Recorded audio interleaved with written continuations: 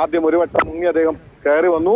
അതിനുശേഷം അപ്പോഴേക്കും ഈ എത്തിയ മത്സ്യബന്ധന ബോട്ടുകളുണ്ട്. ആ ബോട്ടുകളൊക്കെ നങ്കൂരമിട്ട് ഈ കുന്നിന്റെ മുകളിൽ ഈ മൺകൂനയ്ക്കയുടെ വശങ്ങളിലായി സൈഡുകളിലായി ഒക്കെ നങ്കൂരമിട്ട് ഉറപ്പിച്ചു. പിന്നീടുള്ള ഡൈവിംഗ് ആ ബോട്ടിൽ നിന്നുകൊണ്ടായിരുന്നു. ആ ബോട്ടിൽ നിന്നാണ് രണ്ടാം വട്ടം ഈശ്വർ പുഴയിലേക്ക് പുഴയുടെ ആഴങ്ങളിലേക്ക് പരിശോധിക്കാൻ പോകുന്നത്. ആ രണ്ടാം വട്ടവും അദ്ദേഹം ഉയർന്നു വന്ന് ഓളനിരപ്പിലെത്തി അല്ലെങ്കിൽ പുഴ നിരപ്പിലെത്തി അവിടെ നിന്ന് വോക്കി ടോക്കി വഴി കരയിലുള്ള നാവികസേനയുടെ ഉദ്യോഗസ്ഥരോട് സംസാരിച്ചു. നാവികസേനയുടെ സംഘം ഇവർക്കൊപ്പം ഈ നമുക്ക് ആ ദൃശ്യങ്ങളിൽ കാണാം, കുന്നിൽ ഈ മൺകൂനിക്ക് മുകളിലുമുണ്ട്. പക്ഷെ അവരുമായി കൂടി സംസാരിച്ചു. അങ്ങനെ സംസാരിച്ച് ഒരു മാർഗനിർദ്ദേശം അല്ലെങ്കിൽ അവരുമായിട്ട് കാര്യങ്ങൾ കൺസൾട്ട് ചെയ്തു നേവിയുമായി. അതിനുശേഷമാണ് വീണ്ടും അടുത്ത ഘട്ടം എന്ന നിലയ്ക്ക് വീണ്ടും പുഴയിലേക്ക് മുങ്ങുന്നത്. പക്ഷെ ആ മുങ്ങുന്നതിനിടയിലാണ് നേരിയ ഒരു അപകടം ഉണ്ടാവുന്നത്. അദ്ദേഹത്തിന്റെ അരയിൽ കെട്ടിയിരുന്ന ടയർ അഴിഞ്ഞു പോകുന്നു. ഇതേ തുടർന്ന് അദ്ദേഹം 50 മീറ്ററിലധികം കുത്തൊഴുക്കൽ ഒലിച്ചുപോയി.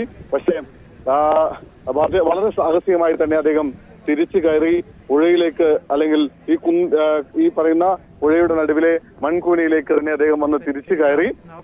അതിനുശേഷം ഉച്ചഭക്ഷണത്തിനെ പിരിഞ്ഞു. പിന്നീട് ഇതിപ്പോ 4ാം ഘട്ടവും ഡൈവ് ചെയ്ത് കഴിഞ്ഞു. 4ാം ഘട്ടം ഡൈവ് ചെയ്യുമ്പോൾ ഈ ദിശ ഒന്ന് മാറ്റിയിട്ടുണ്ട്.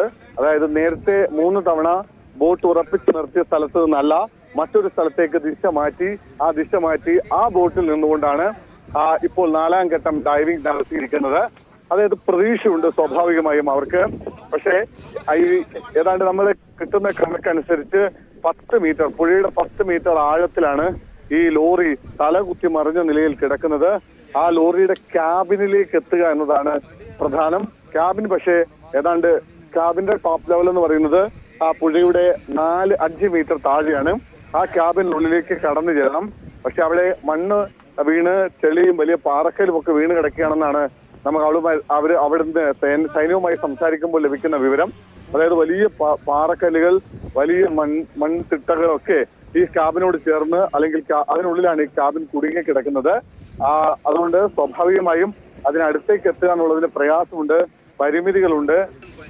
എന്തായാലും ആ പരിമിതികളെ വെല്ലുവിളിച്ച് ഇപ്പോ ഈ എല്ലാ അത്യാധുനിക ഉപകരണങ്ങളെയും ഒക്കെ ഒഴിവാക്കി ഒടുവിൽ മത്സ്യത്തൊഴിലാളികൾ അവരുടെ മുളങ്കമ്പുമായി വലിയ നീളമുള്ള മുളങ്കമ്പുകളുമായി ഈ രക്ഷാദൗത്യത്തിന് കുതിച്ചൊഴുകുന്ന ഈ ഗംഗാവലിപ്പുഴയുടെ ആഴങ്ങളിലേക്ക് ഇറങ്ങുന്നു എന്നതാണ് ഏറ്റവും സാഹസികമായ, ഏറ്റവും അത്ഭുതകരമായ, ഏറ്റവും പ്രതീക്ഷാവഹമായ കാര്യം.